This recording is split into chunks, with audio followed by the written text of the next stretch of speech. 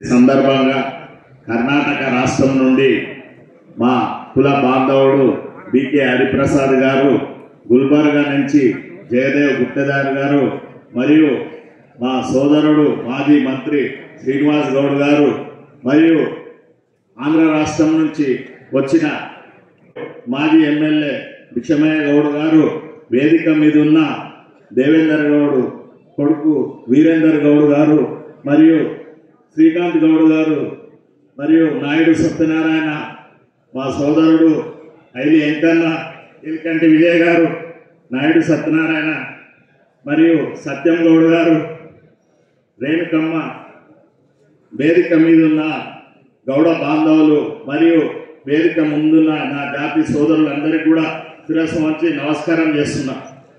ఎందుకంటే సర్దార్ సర్వాయి పాపన్న జయంతి అంటే ఇంత బాగా జరుపుతుండు మా సోదరుడు వట్టికూటి రామారావు గారు.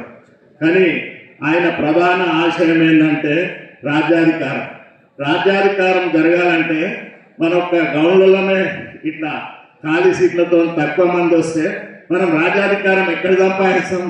ఆయన ఆశయం ఏంది? బడుగు బలహీన వర్గాలందరినీ కూడా ఇప్పటిదాకా జరిగింది వేరు. రామారావు వినాలి, ముందు ముందు అన్ని కులాలను పిలుస్తేనే ఆయన ఆశయం మనం నెరవేర్స్తాం. మనం ఒక్క గౌడ్లమే అయితే ఎక్కడ వస్తుంది మన రాజ్యాధికారం?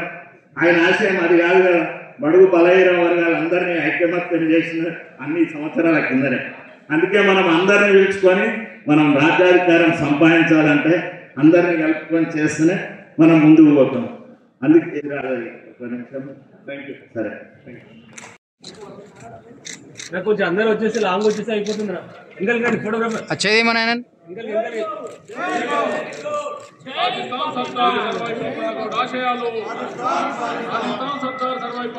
ఆశయాలు నారాయణ గురు ఆశయాలు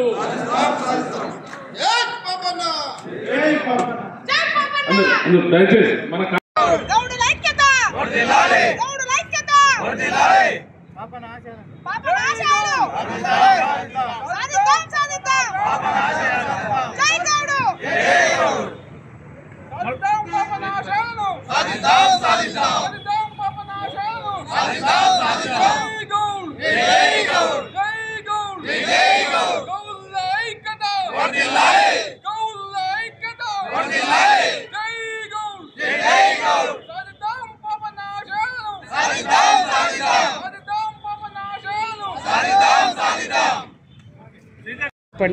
చెప్పండి కాబోయే ఒక్క నిమిషం స్టార్ట్ రెడీ. ఓకే, మీడియా మిత్రులకు నమస్కారం. నా పేరు రేవతి గౌడ్.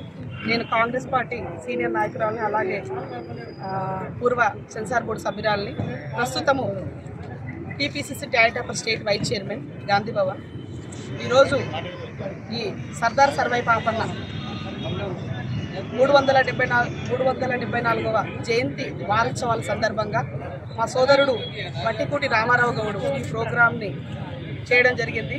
ఈ ప్రోగ్రాం ఇప్పుడు కాదు, స్టార్టింగ్లో నేను కూడా ఈ ప్రోగ్రాంలో భాగస్వామురాలు అయ్యాను. ఆ రోజు సర్దార్ సర్వాయి పాపన్న గురించి నాకు సోదరుడు చెప్పడం జరిగింది.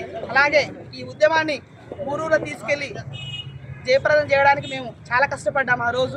కానీ ఈరోజు నిజంగా కూడా అందరూ కూడా ఈ ఉద్యమాన్ని వాళ్ళ భుజాలు వేసుకొని ప్రతి ఒక్కరు కూడా గ్రామ స్థాయి నుంచి కదిలి రావడం కూడా చాలా సంతోషం వ్యక్తం చేస్తూ ఉన్నాం. అలాగే ఇక్కడికి వచ్చిన ప్రతి ఒక్కరికి కూడా కృతజ్ఞత తెలియజేస్తూ సర్దార్ సర్వాయి పాపన్న విగ్రహాన్ని ట్యాంక్ బండ్ పై పెట్టాలని మా యొక్క గవర్నమెంట్కి మేము కోరడం జరిగింది. వారు కూడా మొన్న ఎవరు ముఖ్యమంత్రి గారు రేవంత్ రెడ్డి గారు గౌడ్ల యొక్క కష్టసుఖాలు తెలుసు కాబట్టి వారు కూడా మా యొక్క గౌడ్స్ సమస్యల గురించి అర్థం చేసుకొని పెద్ద మనసు చేసుకొని కాటమయ్య రక్షణ కవచాలను వారి యొక్క పరిధిలో వారి ఆధ్వర్యంలో అక్కడ పంపిణీ చేయడం జరిగింది. ఏ గౌడు కూడా తాటి చెట్టు ఎక్కి కింద పడి చనిపోయే మరణాలు చూసి చలించి వారు కూడా గ్రామ స్థాయి నుంచి వచ్చిన వ్యక్తి. సీఎం గారు కూడా, నాది కూడా అదే జిల్లా, నాది నగర్ కర్నూలు జిల్లా, కొల్లాపూర్ తాలూకా, నర్సైపల్లి విలేజ్. కాబట్టి వారు కూడా అక్కడ మా జిల్లా వాసి కావడం మాకు ఒక అదృష్టంగా భావిస్తూ సీఎం గారు గొప్ప నిర్ణయం తీసుకొని కాటమయ్య కవచాలు మాకు అందరికీ గౌన్లకు పంపిణీ చేయడం జరిగింది. అలాగే ఈ యొక్క కాలువల పైన కానీ కాలువల సైడ్ వెంబడి కానీ తాటి ఈత వృక్ష వనాలను నాటాలని అందరూ కూడా తెలియజేయడం జరిగింది. వారు గవర్నమెంట్ జీవో కూడా ఇష్యూ చేయడం జరిగింది. కాబట్టి గవర్నర్లు కూడా అందరూ కూడా కలిసికట్టి యూనిటీగా ఉండి పార్టీలు ఏదైనా కులం కోసం ప్రతి ఒక్కరు కూడా పనిచేయాలని కోరుకుంటూ అందరూ కూడా చేయూతనిచ్చుకుంటూ అభివృద్ధి చేసుకుంటూ ఒక తాటిపైన రావాలని కోరుకుంటా ఉన్నారు.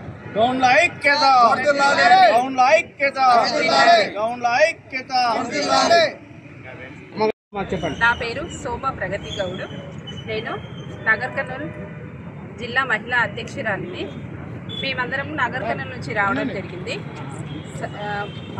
సర్దార్ సర్వాయి పాపన్న గౌడ్ గారి 374వ జయంతి వారోత్సవాల సందర్భంగా మేము ఈ ప్రోగ్రాంకి గత 5 సంవత్సరాల నుంచి రావడం జరుగుతుంది. వట్టికుట రామారావు అన్న పిలుపు మేరకే మేము ఈ ప్రోగ్రాంకి వస్తున్నాము. ఆయన ఆశయ సాధన కోసం మేము కృషి చేయాలని ఈ ప్రోగ్రాంకి అటెండ్ అవుతున్నాము. నాతో పాటు మా మహిళలు చాలామంది కూడా సమైక్యత చేసుకొని ఈ ప్రోగ్రాంకి మేమందరము వస్తున్నాము. కొల్లాపూర్ నుంచి, నగర్ కర్నూలు నుంచి, పెద్ద కొత్తపల్లి నుంచి మేమందరం కలిసి కట్టుగా ఒక గ్రూప్గా ఏర్పడి ప్రతి సంవత్సరము ఈ ప్రోగ్రాంకి అటెండ్ అయ్యి జయంతి వారోత్సవాలను విజయవంతం చేస్తున్నాము. Thank you.